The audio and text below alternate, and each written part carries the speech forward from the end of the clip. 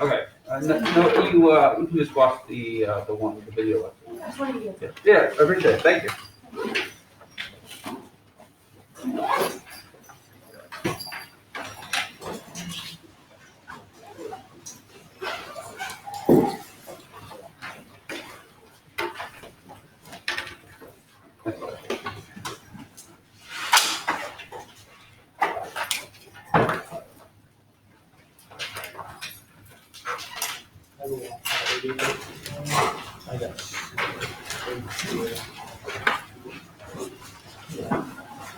Okay, folks, well, make sure you pick up an outline before you sit on down.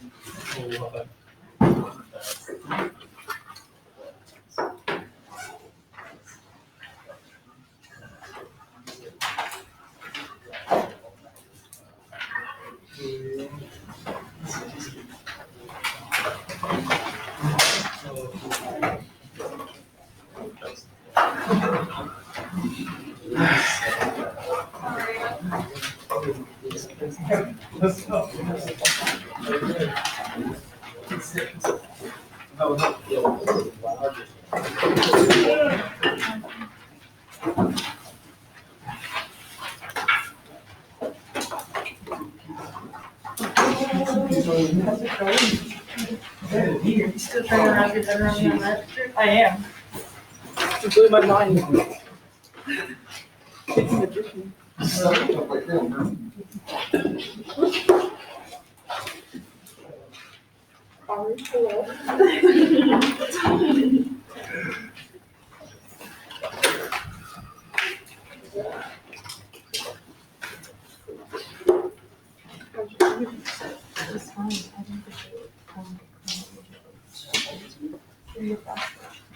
I asked, well, Dr. Allen, she's like, did you get there? I should go back up. Also,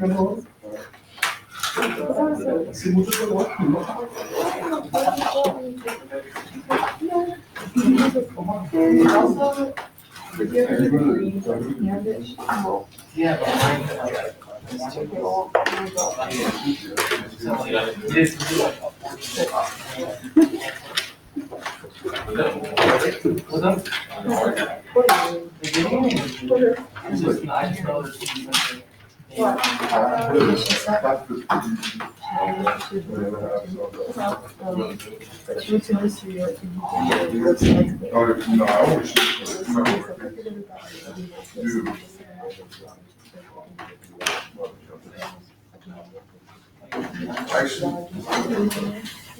Education, and so.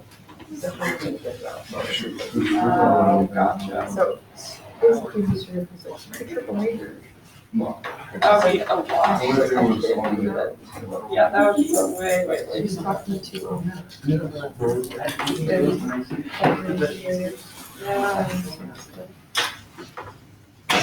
That's hard. Yeah.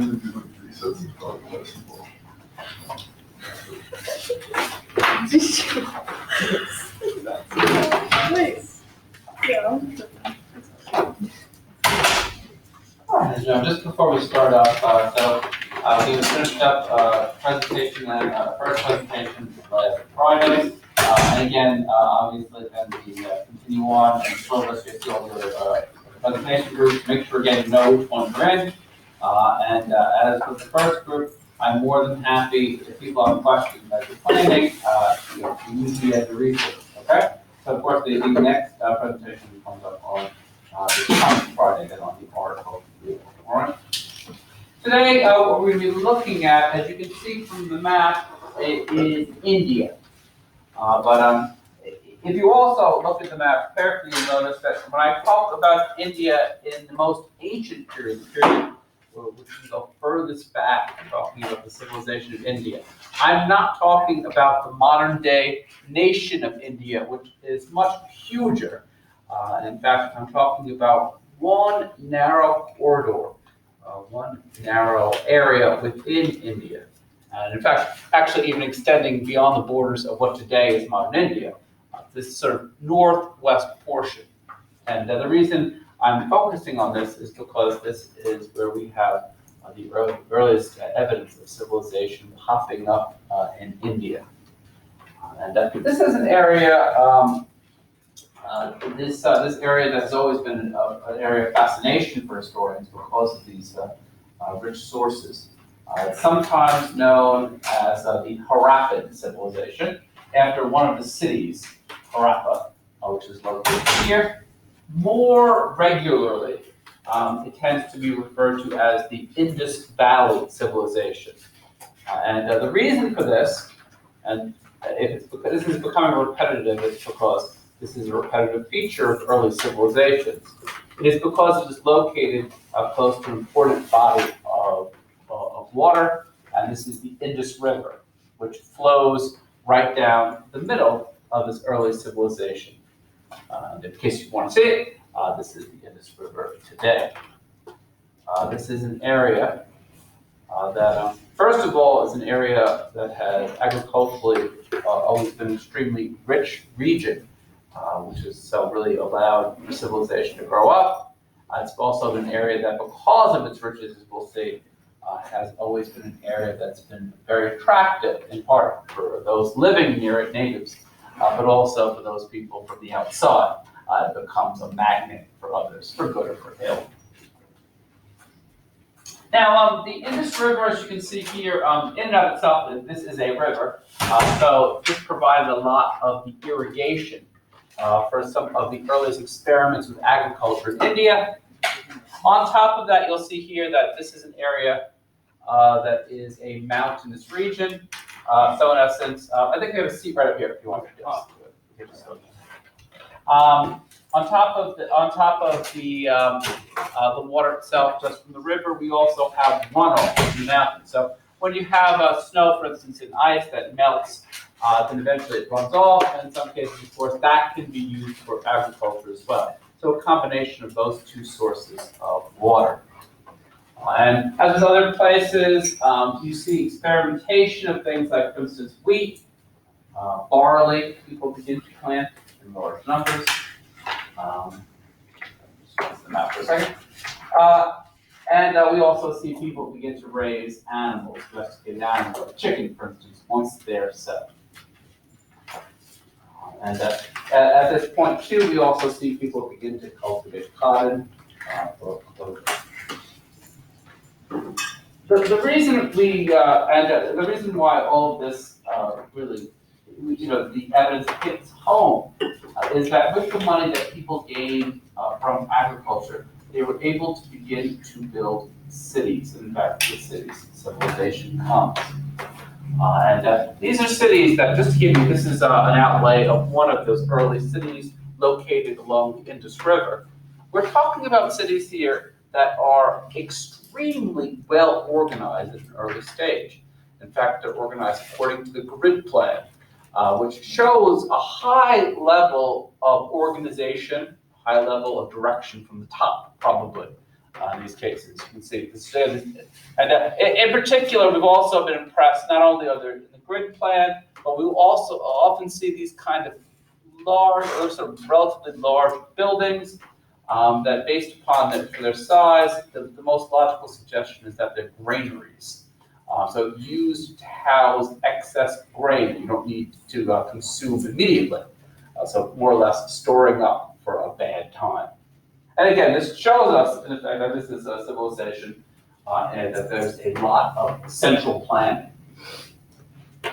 There's also, as we've seen in other cases, once you have money, you buy other things, do other things with your time, like make pottery.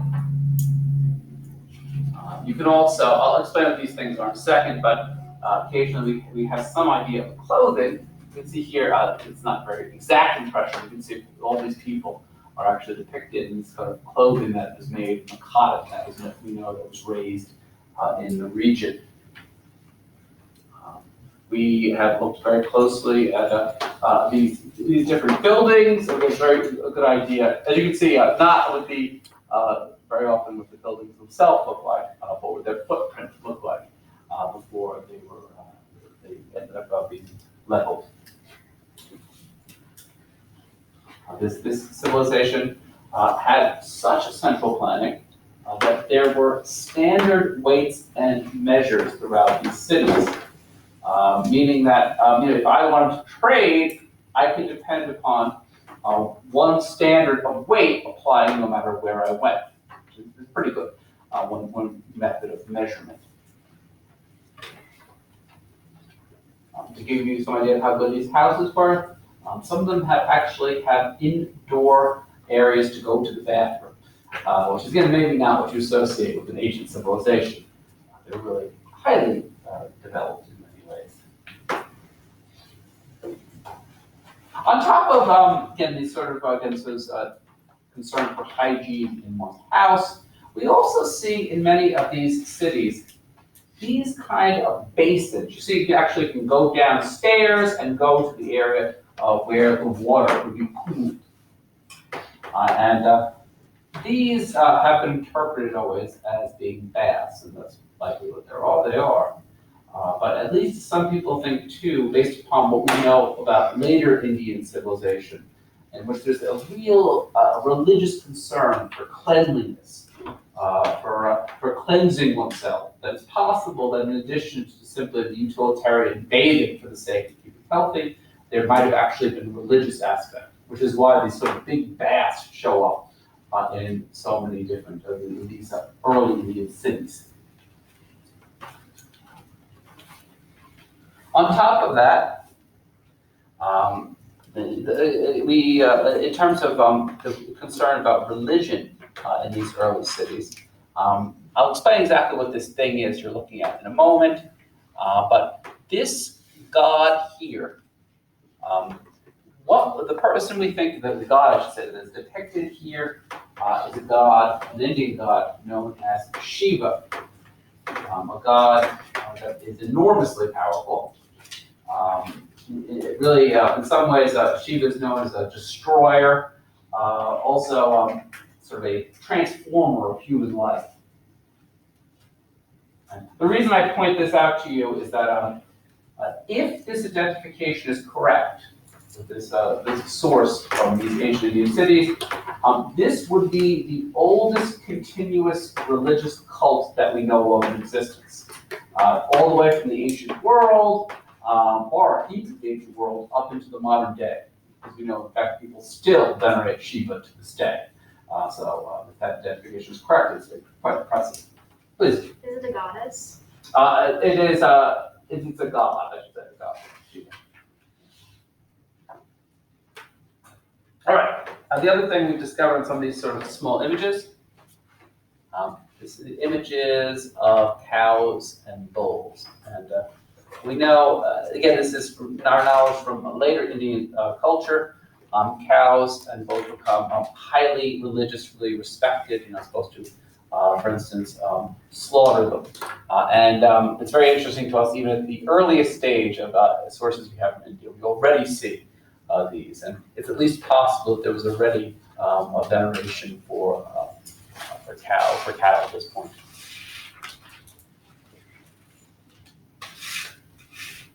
So far as we can tell from some of the physical evidence in these cities, we think these cities had a relatively complex economic life. You know, they were building all those sort of things I showed you. We know that they were trading both among themselves, and we've also have certain items that don't originate in India that show up in these cities, which makes us think that they're trading externally as well with foreign powers. It's hard to say exactly what effect wealth would have had on the civilization. In looking at some of the outlines of different houses, we've made the observation that some are bigger than others. And while this is not the deepest observation perhaps, but just as when you see a really big house, you anticipate these days that someone has a lot of money. So too, when we see a huge footprint of a house, we anticipate that that person had a lot more money in the social scale. They were able to afford that kind of house. The source I promised to tell you more about, and I will tell you about now, that in some ways is either, depending on how you look at it, the most exciting or the most frustrating sources we have for ancient India, are these guys, which are known as seals. They're relatively small. I'm trying to closer, you know, fit in here between your fingers. You'll see on the seals is very often some kind of animal. Here, for instance, is an elephant. We can recognize that fairly easily. The other thing that we see are these kind of pictograms, is what we refer to. Look closely at these. Now, what you're waiting for me to tell you is what these pictograms say, to translate them. And you'll all be disappointed to learn that no one can do this. We have absolutely no idea of, first of all, what language this is. Then we don't know what the individual characters are meant to be. Are they meant to be sounds? Are they meant to be longer words? I mean, the anticipation has always been, especially because the size, that these might be the names of the people who own the things. So that's at least one possibility. But in fact, the language is completely undeciphered to this day. And there's at least some people who debate that it may not actually be a language at all, maybe a bunch of pretty images, which I think is the minority view. Most people tend to think it's just a language we can't read right now. And at least part of the challenge for us is that we don't get very long text to be able to work with. What we get is these teeny little sort of, maybe a word or maybe two words together, which is very hard then to be able to extrapolate to translate an entire language. We do it as it stands now. Some of the other things we found from the civilization. This is a girl that's sometimes referred to as the dancing girl. Why? Well, she looks flat-chested and kind of the physique of a dancer. That's just as deep as that interpretation goes. I really have no idea who this was. This is a fellow that has sometimes been called the priest. Why? Well, he kind of looks like people's image of what a priest is. And again, I have no idea who this is. No one can tell you that at this point, who this guy is or what his role was in ancient India. I simply do not know. Among the other question marks is not only how did this civilization live in many aspects, but how did it die? There's a great debate, in fact, among those who study ancient India, exactly what was the major cause that India, this phase of Indian civilization, the most ancient phase, why does it die out? And at least some people have put forth environmental reasons as one of the possible reasons why it died. We know, for instance, that not only do they chop down trees in the area, but they got a little bit too good at it. And there's actually deforestation that we can actually see happening, and which causes erosion of topsoil. So it actually may have affected their agriculture, we really didn't understand. It also appears that there's at least some evidence of mass mortality, and it's possible that there were some natural disasters like flooding or earthquakes that helped to kill off people. Now, so both of these are possibilities, or some people would just say contributing factors. But the major sort of introduction to the society, the major thing that's going to change things in a much more fundamental way is a military invasion of sort of people from the outsiders. Previously, people had come to trade, we think, probably in India, but this group was coming with very different intentions. This is a group that we know as the Aryans. A term that in their own language means noble people. For those of you playing along at home, I should probably note that if you have heard the term Aryan, you've heard later groups like the Nazis take over the name of this group or the ideology supposedly, but the original Aryans were not racist. They were definitely murderous. But I'm happy to report that they were willing to kill people of all different backgrounds that really had nothing to do with anything. That they didn't. It wasn't just people who were fair, had fair skin or fair features. So far as we can tell, and we don't have a lot of sources, previously we tend to think this group, the Aryans, were a group of nomadic warriors who went around sacking things. They had bronze weapons, so again, that they had an advantage over some of the people they came in contact with. They also, very interestingly, had horses and chariots. And we've seen before the chariot could actually be a very effective weapon during this time period. We think initially probably there was a shock to the system in India when the Aryans invaded, because they did so with using their weapons and killing people. But gradually they would begin to settle down, and they would begin to become assimilated to Indian culture to some degree. And in fact, some people have seen this as the first example of a very general trend in India, which is that Indian civilization has the ability to sort of incorporate all sorts of groups that initially were outsiders, sort of a great melting pot. Aryans, we think, begin also to live off of agriculture. We also think that they simultaneously will keep up raising animals, like for instance sheep and goat. Even after they're no longer nomadic, they continue also to breed horses. And at least for them, horses could be, on the one hand, transportation, but also if times got rough, they could be food. So they had a double usage. You don't necessarily have to know the details of every single level here, but one of the things, and in fact the things that really distinguishes India pre and post Aryans, is that the Aryans decide to introduce a very different kind of way of organizing society than we know has existed previous to them.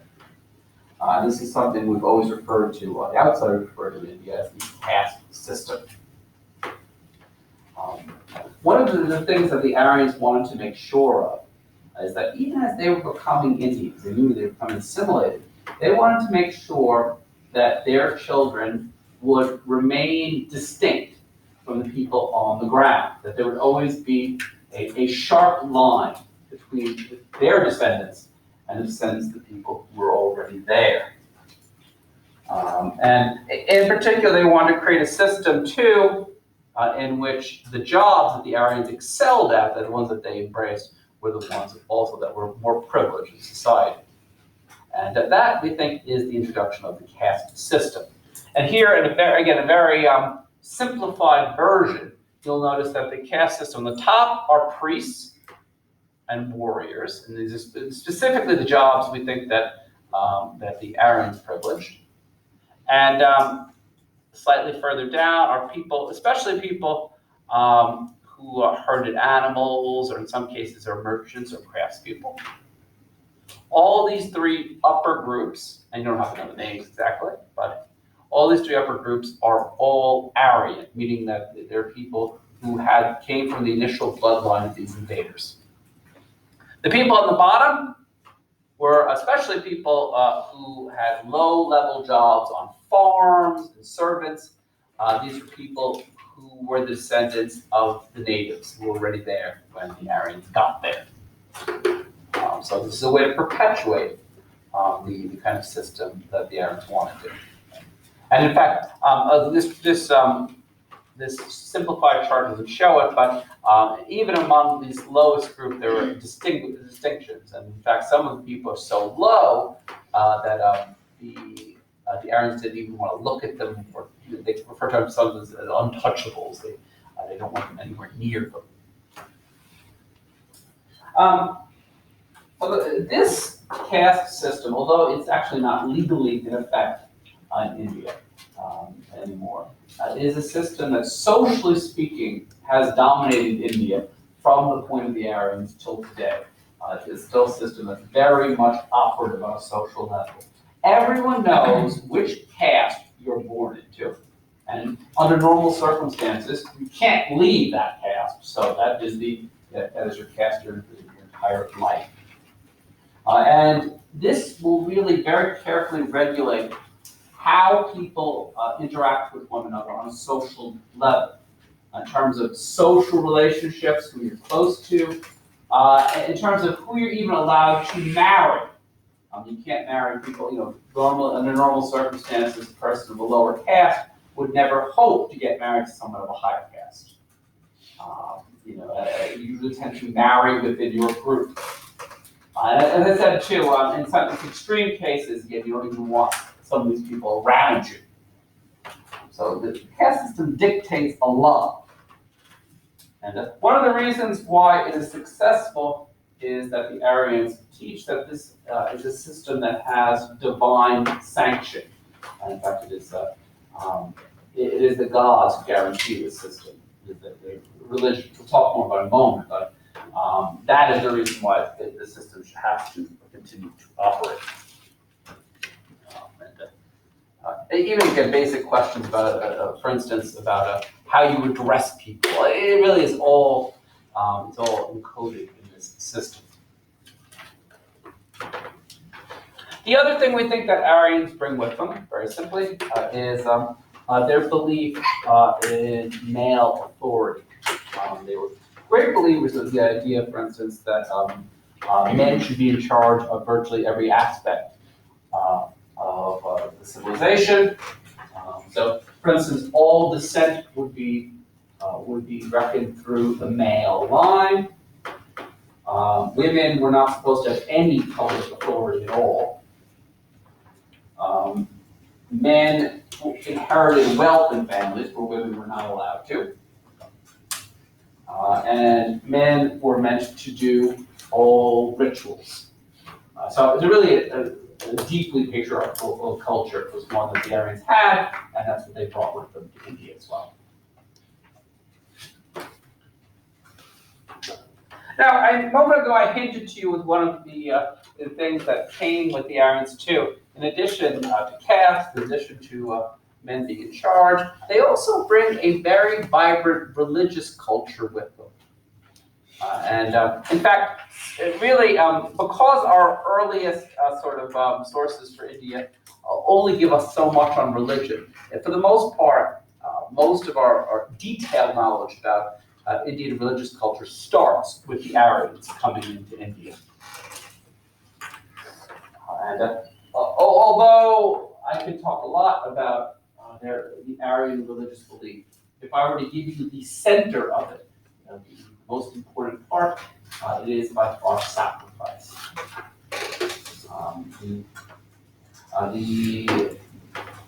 The Aryans were under the belief that it was sacrifice that had brought the world into being, and it was sacrifice that kept the world going.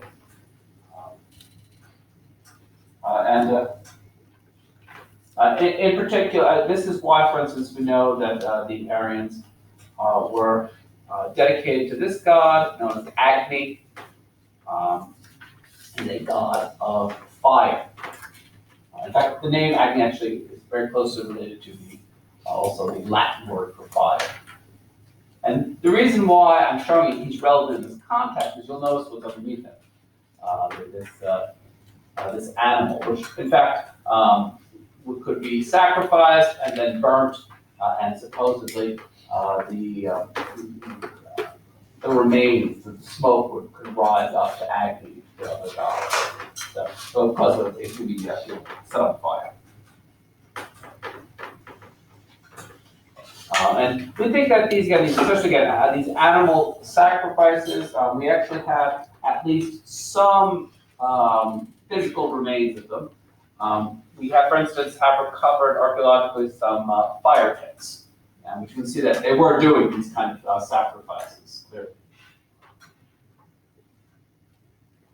In addition to just doing the sacrifices, we also think that the priests, the Aryan priests, would also chant simultaneously while doing sacrifice and other important rituals.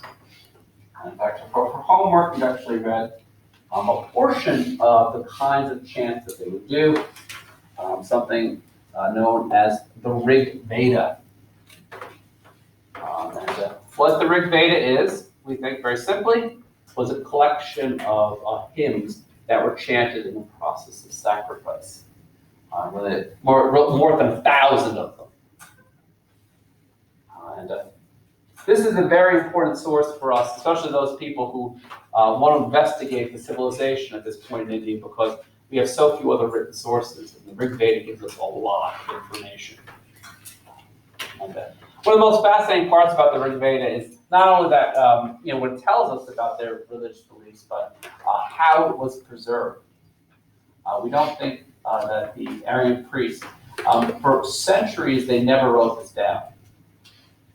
They would just remember these things by heart. And the way they would do it, they would actually have all these elaborate kind of like word games to remember things. And they would sometimes, they would try to like chant things backwards just to sort of force themselves to keep it in mind. So they were able to memorize basically reams and reams of hymns and just have it in their head whenever they needed to go. Yeah. I'm so sorry. What are these sacrifices for exactly? Like, why are they, do you know? If you want, more or less, you want things to continue to keep running in society. Sacrifice was meant to keep the gods happy. It was meant to make sure that you continue to get prosperity, blessings, all these things. So it was sort of a tit for tat. Just like offerings to the gods, basically. Yeah, precisely. Please. Would they just sacrifice animals, or do they sacrifice humans too? I don't think we have any evidence in India of human sacrifice. In other places, yes, but here, I think they confine themselves to animals. I don't know of any findings. The last thing, finally, just because I'm already on this anyway, talking about the Rig Veda. The other thing that comes with the Aryans is language. And the language you're looking at, I realize that the alphabet may well be unfamiliar, but this language is Sanskrit. And it was the language that the Aryans just used initially for speaking, but even after it drops out of in India, a language that people actually speak, it continues to be the sacred language that all their important religious texts are communicated in. And again, although Sanskrit may look bizarre to you, in fact, this has some of the same exact roots as many Western languages like Latin and Greek. And in fact, it's actually not that unfamiliar if we were to study it in detail. You have a question? I think you already answered Oh, ever so happy. All right. I'm going to go on more about religion. What we get then is this very interesting mixture religiously in India, because as I had mentioned to you earlier, I mean, we do think that there already was a level of religious belief, and definitely some gods, that had long been in India, even before the Aryans got there. And then you get this new added level that the Aryans bring in themselves, these new religious beliefs and practices. And rather than just one displacing the other, what you get is this very interesting religious mixture that we these days usually refer to by the term Hinduism. It's a term that no one likes, but it's a term that is basically used to describe the majority religion of India.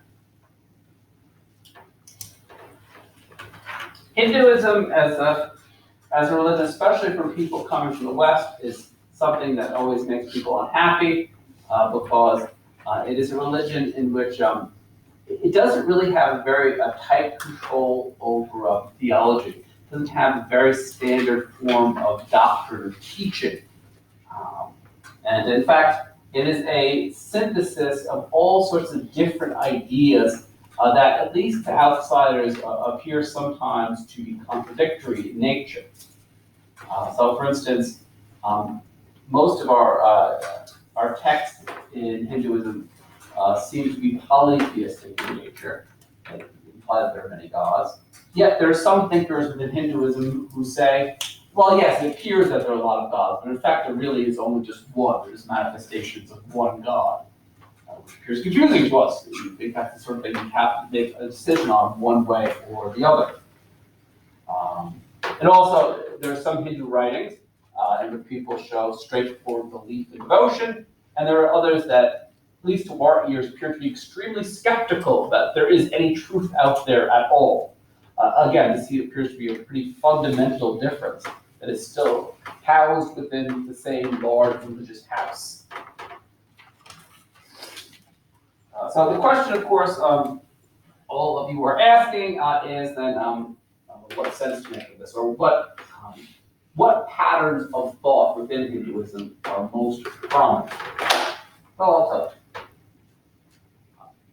If there is an idea that's recurrent among in Hinduism, that's very important for understanding it, is this idea that what actions human beings do in life will determine your destiny, both in this life and then what happens to your soul after your death.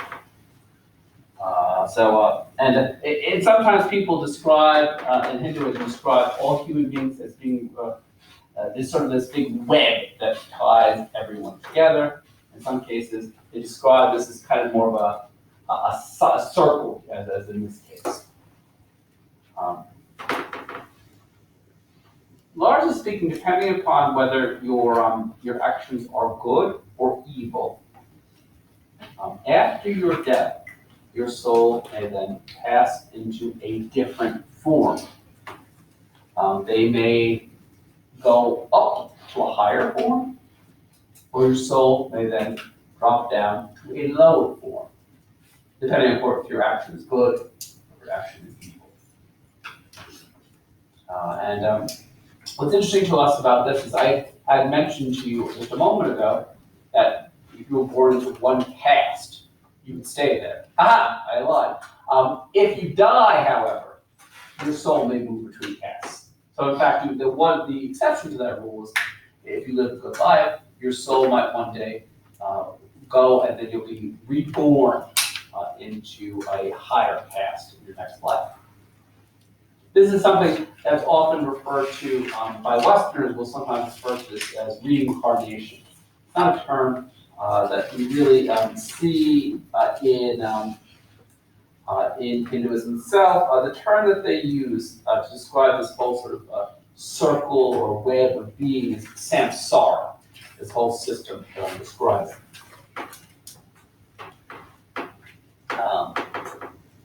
To make this evil even more confusing, the cycle going up or down, your soul after death, there's no line between human and animal worlds. If you are an animal who has led a good life, you can actually then be reborn as a human, your soul. And if you are a human who's led a particularly bad life, you could be reborn then as an animal. So they're actually in the cycle as well. It's not just a human-only system. The question, of course, all of you probably have at this point then is, well, how do you know if you're doing good or bad? The way that you know this is something that the term used is dharma, which sometimes is called the law of justice in Hinduism. A simpler way to look at dharma is you have to, no matter what your station in life is, no matter in what your physical form is, you have to know what your duties are, and to the best of your ability, you have to then observe your duties. You have to actually fulfill them. And if you do that, then you have fulfilled dharma, and then you have done good. If you don't you've done evil. Please. So when you are reborn into the new life, do you take all of your past knowledge from your previous life, or do you just start over? It's a little hazy on that, but I mean, it appears that there's not necessarily a full knowledge of your. It's almost an assumption that you won't have your full knowledge. Okay.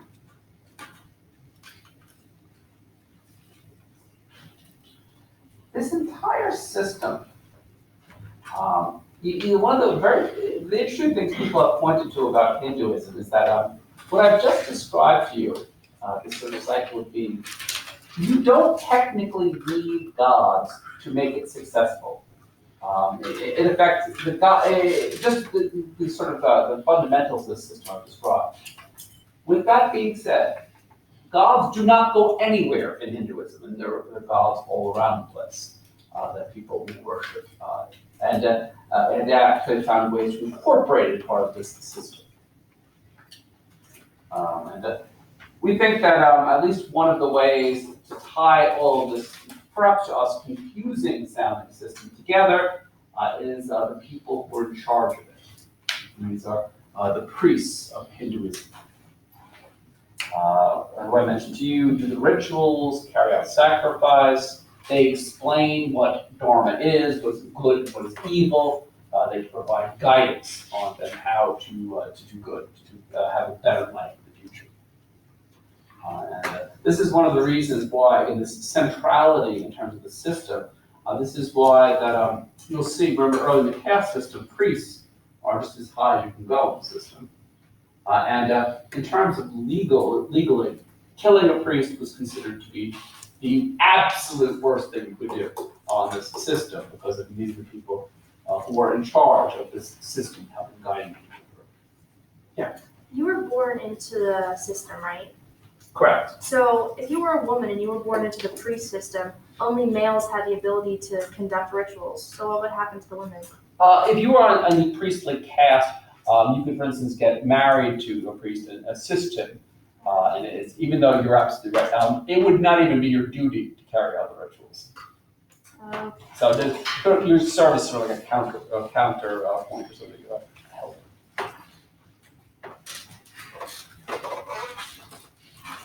All right.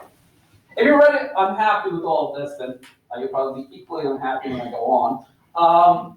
And talk about, as time went on, as with all religions, the Rig Veda, this early text was not enough, and you also, in time, will begin to see development of the priests writing even more texts. And in fact, really, as in the West, we'll talk about later on, you'll also see a whole monastic tradition growing up by monks whose job it was basically was to reflect on the realities of these very complicated texts the system talked about. We can't go through all of these, but to just give you one very important collection of texts that will later be issued, here is the text known as the Upanishads. The Upanishads, this title, this name, means sitting in front of. You can kind of picture all these disciples sort of, obediently sitting at the feet of one of these priests who's explaining all of these different factors about religion, sort of to the disciples. Altogether, the Upanishads are around 250 of these sort of sayings of holy men collected in one place. Please. They hold all of their gods like equally, or were some? No, there are definitely gradations. There are some gods who are far more powerful than others. So in terms of, and there are also, as we see in other traditions, there are some gods who are particularly good for one thing, but not for another thing. So there's specialized gods as well.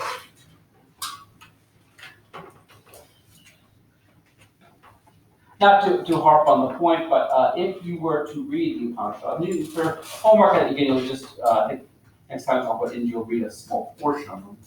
It is fair to say that the Upanishads are among the most complicated texts you'll read in this class, and generally in Hinduism, they're known for their depth and complexity.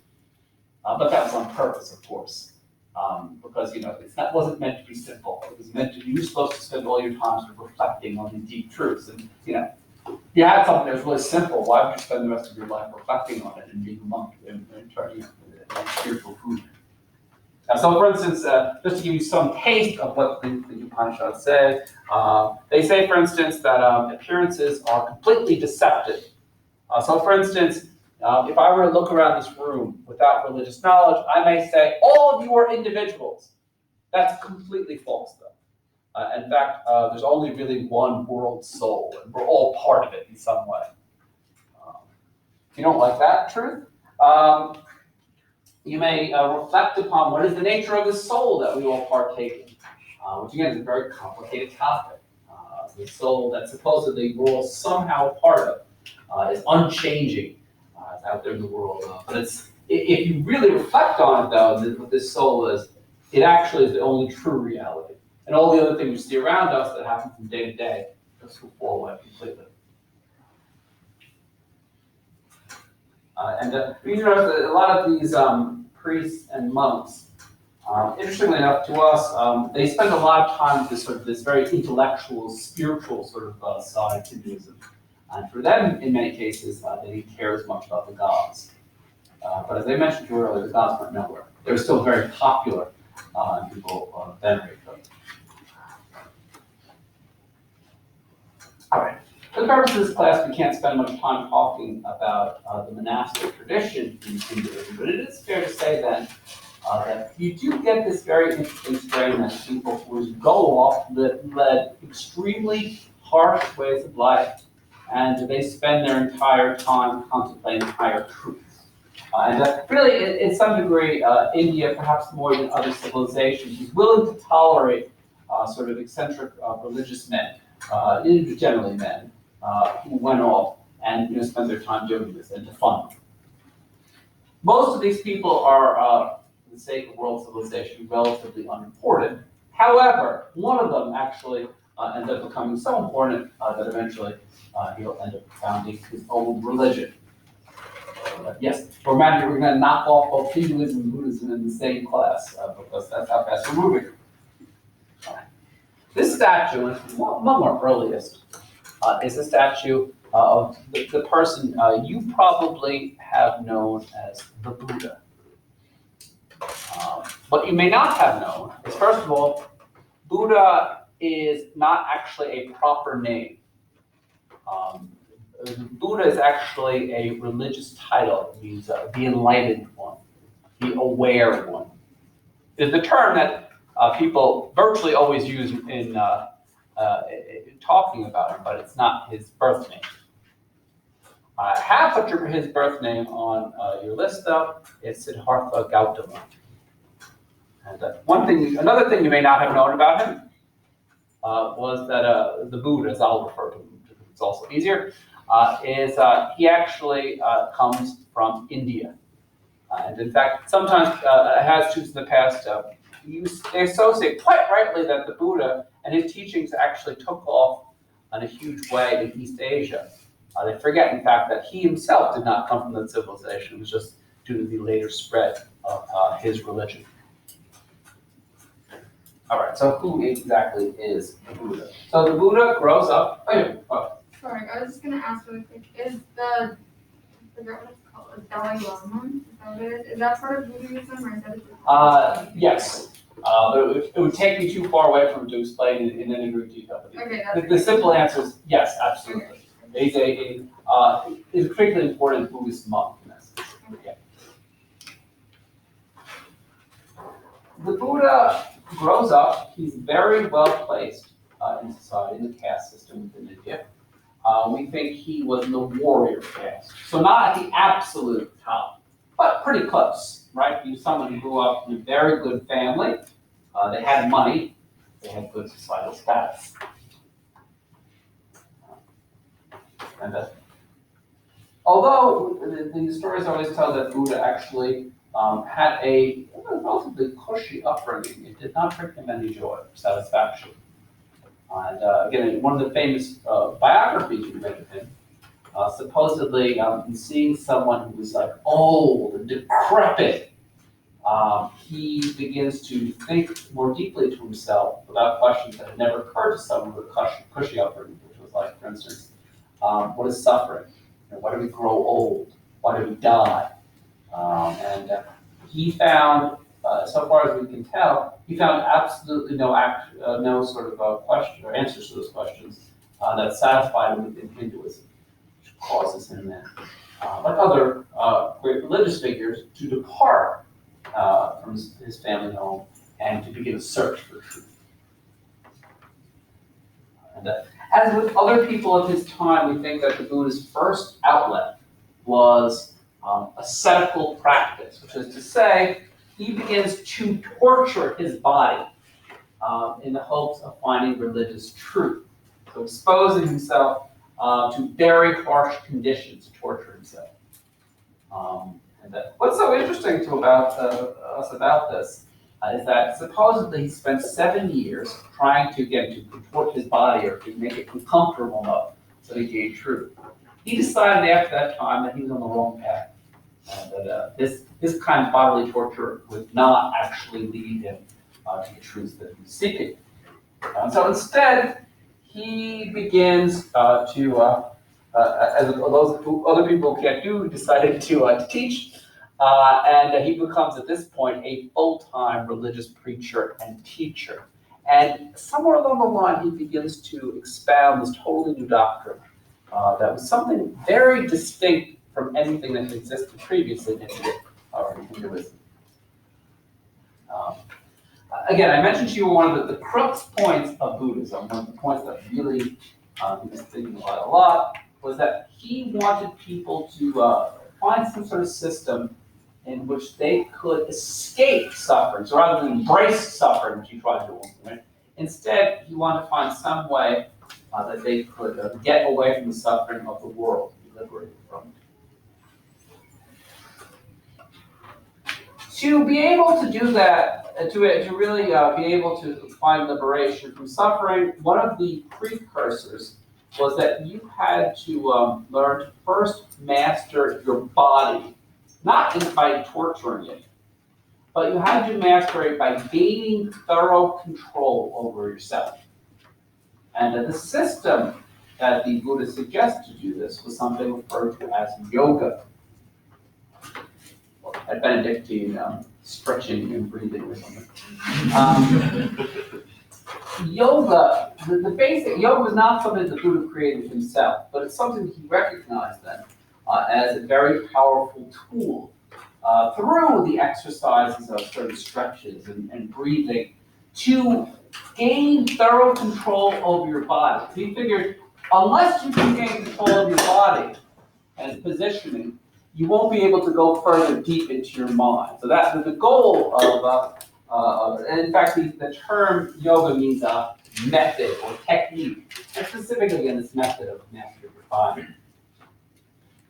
Once you had done that, your body was in check, you could begin to meditate more deeply inside your mind. And in effect, as the more you did this, and this is going to sound a little similar to what we've discussed before, but what do you think is that everything you saw around you in the world, things that were constantly in change, the passage of events that are constantly happening, that was not what was the really real. That was not what was truly important at all. Those things were just that you saw on a day-to-day basis would just fall away from you. And in fact, the main goal was to try to create this new state that he's the first one to preach. That the goal of this meditation is to achieve nirvana.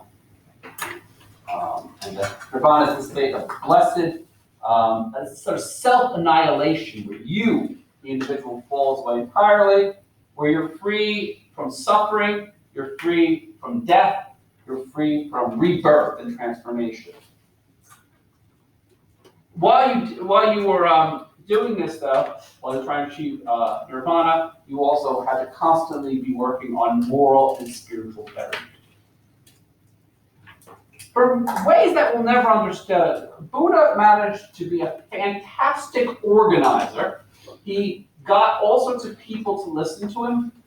He would take in anyone as a disciple. He didn't care if you were a low-caste person. He didn't care if you were a woman. Both of these groups had trouble with Hinduism.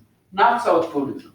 Buddha said anyone can come and achieve nirvana through meditation. We also think that Buddha manages somehow to stay out of the path of Hindu priests. He stays on their good side, despite the fact he is teaching something that, to our ears, is very different.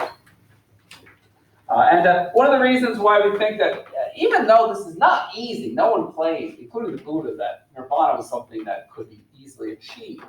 One of the benefits of Buddhism, at least for some people, was that it was a simple system that did not require belief in any god. It also was a system that did not require a lot of ritual. And so it was just basically really this primary focus on meditation.